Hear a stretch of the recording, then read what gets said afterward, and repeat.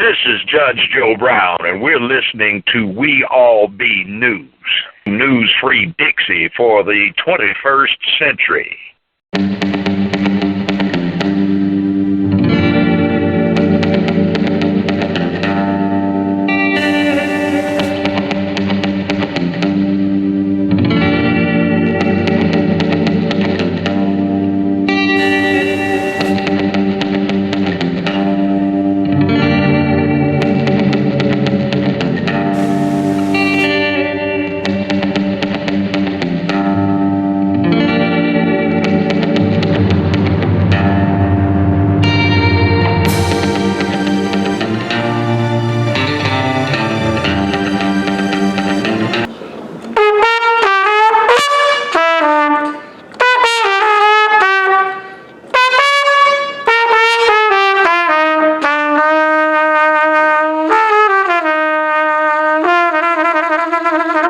Yeah, let me tell you about that old man named Nathan BEdford ForREst. How y'all doing today? Y'all not gonna do something like that. Try to compete with the sound, and we gotta realize what is very important here. A lot of times, people focus too much on what go wrong. Let's focus on what did go right. We survived for a pillow. Black folks still here. It's 2016, so give yourselves a round of applause for that. We survived. That bad man ForREst is dead. The man is dead, but his spirit is very much alive in this country. Just take a look around. You got ears to hear and eyes to see. Let me tell you about Nathan BEdford ForREst. I think it's very important. I had recently went to the National New African American History Museum. They got that nice, shiny Emmett Till casket on display, all nice and shiny and in good condition. Because racism is still in good condition. White supremacy is still in good condition. And therein lies the problem. We need to know about this history. I remember reading in the newspaper, the Clarion Ledger, when the 30th anniversary of Emmett Till happened, they interviewed the brother Roy Bryant, the brother of the guy, him and his brother, his half brother, J.W. Malum, kidnapped Emmett Till along with some other people. Some black folks helped too. That's another story. But he was interviewed. He came back to the Delta to live. And he would start getting all this national media coverage. And so the reporter came from Jackson and interviewed him. And he said, look, yeah, I'm back in the Delta. The black folks today ain't the same black folks from 1950 something. But here's the thing, they don't know nothing. Because if they knew who I was, I wouldn't be here talking to you right now. Therein lies the problem. When we tell millennials and young people that, hey, you courageous, you better than we are, we're not telling them the truth. Because what good for me to be a soldier that's fearless and I don't got the correct marching orders, and I don't know military science, and I don't know all the things I need to know in order to win a war. Not just a battle, but a war. George Washington, he lost more battles than he won, but he won the war because it's the quality of the battles that he won, and also he had the help of black people. The first black person died, or the first person that died in the American Revolutionary War was a black man. And you could argue that he died over police brutality, Crispus Attucks. It was a double agent spy, Lafayette's manservant, a black man that gave George Washington the logistics in order to win the war over the British Army. This was a black man. It was a black man that built Washington, D.C. from memory, Benjamin Banneker. But let's go to Nathan BEdford ForREst. Nathan BEdford ForREst is an interesting character. He was born July 13th, 1821. He was a twin like Elvis. Maybe an evil twin, but he was a twin nonetheless. His sister was Fanny. She was born with him, but she did not make it out of childhood. So he was the oldest of 12 children. And he came out the backwoods of Tennessee, Bedford County. His father was William Bedford. He was a blacksmith. And Nathan BEdford ForREst was interested because he had no formal education. And when he joined the Confederacy, he actually raised his own money he raised his own army with his own money. And he actually rose from the rank of private to a general, which is very unusual in one war. He was able to rise from a rank of a private to a general.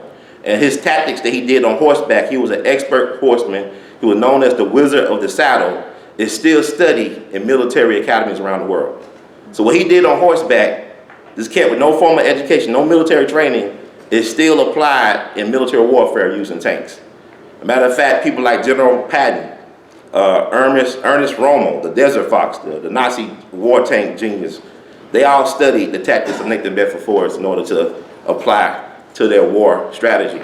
So Nathan Bedford ForREst is interesting. I call him the Sam Walton of slavery. He owned the largest slave market before the start of the Civil War. So I call him the Sam Walton of slavery because he owned human super Walmart, where he sold human flesh, human lives. He traded in that stock. He was a real estate speculator, and also he was a well-known gambler and a duelist. As a matter of fact, Nathan Bedford ForREst, he went into business with his uncle, Jesse ForREst, and he was killed by some white men, the Matlock brothers. So he did his best Clint Eastwood Unforgiven impression. And he went and actually killed some of the brothers that killed his uncle. And one of the Matlock brothers ended up serving for him in the Confederacy during the Civil War. So he's a very fascinating guy. So he actually got away with killing white men as well as killing black people and never, spend any time in jail for it. So he had a quick temper, but he was well-known. He was good at business. He made his fortune out of trading people like livestock. He had the largest slave market in America on Adams Street. And today, Adams Street has the juvenile court. So they still trading in black lives. Black lives only matter when you're making white folks money. So, so that's Nathan Bedford ForREst's living legacy. So he also was a city councilman, an alderman. He was elected in 1858 as a city alderman of Memphis. And what's interesting, how much time I got? About 5 minutes? 5? Okay. What's interesting that you judge a tree by the fruit that it produces. His grandson, Nathan Bedford ForREst II, Nathan Bedford ForREst, the man, the elder, he was the first Grand Wizard of the Ku Klux Klan. He started that fraternity, a Christian terrorist organization. A Christian terrorist organization. Not an Islamic one, a Christian terrorist organization that is still protected by the state. He was the first leader of that. His grandson, Nathan Bedford ForREst II, became a Grand Dragon of the Klan. And they actually had a college in Georgia and Atlanta called Lanier College. It's defunct, I believe, now. But the Klan actually believed in educating this racist white supremacist thing for generations. And then Nathan Bedford ForREst II had a son, Nathan Bedford ForREst III. He was actually with the West Point. He went to West Point following his, great-grandfather's footsteps. And he became a highly decorated brigadier general during World War II. He was actually killed in action back in 1943. His body was never recovered, or maybe it was recovered, I'm not sure. But he was the last male descendant of Nathan Bedford ForREst. So he died, but he still had relatives around. And Nathan Bedford ForREst, I always call him, it's some new stuff. He is the father of private prisons to me, because after the war, he had got a labor contract for President A.L.L. to use black slave labor to raise cotton, hogs, and stuff like that on President A.L.L., which is an island between Memphis and Arkansas and the Mississippi River. So that's a part of his legacy as well. So this is things we need to know. And every year, he's buried on Union Avenue, one of our busy streets in Memphis, as a big equestrian horse statue on top of his body, him and his wife's body, they lie in the tomb. He died in October 1877. Well, this is what they say about him. They said, the white people that love him say he was a civil rights leader. Because this one speech he did, whitey, that's what I'm reading now. But they always ask me what I'm reading. And the white folks, the good white folks, they were so impressed with my open mind, they gave me this big 500-page book about Nathan Bedford ForREst. It's called A Rebel Born. I haven't read it yet. But I'm going to read a little bit of it. But this is the thing. Black folks, let me say, I'll shut up because we got no audio visual. Black folks. We got 5 minutes because you ain't got audio. Okay, black folks are too concerned about proving things to the devil. You said, devil, please have mercy. The devil don't know mercy. How they can know a devil just can give you more hell? Because that's the devil. You don't beg the devil for no mercy. You got to think about this. The good professor brought up Dred Scott. I was in Ferguson 2 years ago, and I was covering all the. I didn't get gas.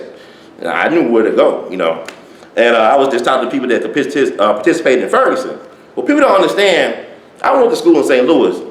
When you come out I-55, one of the best things they have going is not the arch, it's that shiny, shiny courthouse. It's like that shiny, shiny casket of Emmett Till. That shiny, shiny courthouse. But he told Dred Scott in 1857, Negro, you have no rights that a white man is bound to respect. Dred Scott is buried outside of Ferguson. This is 2016. Black people, you're not citizens. We never been citizens. When y'all get mad about Katrina, when y'all get all y'all feelings about Trump and all this stuff, let me make this clear. When them white folks on media said, these are refugees, you are refugees. You don't have no citizenship. We don't have no citizenship. I ain't even getting into all the sovereignty stuff. I'm just talking about this common sense. Because if you got to vote every 30 years to make sure you keep the right to vote, you have no citizenship. When they told you was 3/5, and then we're going to make some amendments, you have no citizenship. When they passed the 13th Amendment, wait a minute, we could punish them if we want to. Slavery never been abolished. Make him a slave again. Make them a slave. We still slaves. Malcolm X said only a fool will let their kids get educated by their enemies. You beg your enemies for knowledge of self. Knowledge of self, the only education that really matters in a world like this is knowledge of self. And you ain't gonna get it going to their schools. Harvard, Yale, all that was made on slave money, trading your ancestors.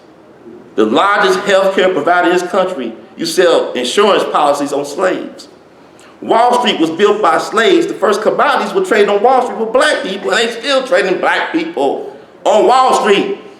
The largest prison strike in American history is happening. You have no clue because you didn't hear the tree fall. Because you wait for CNN to tell you they're too busy playing in the water.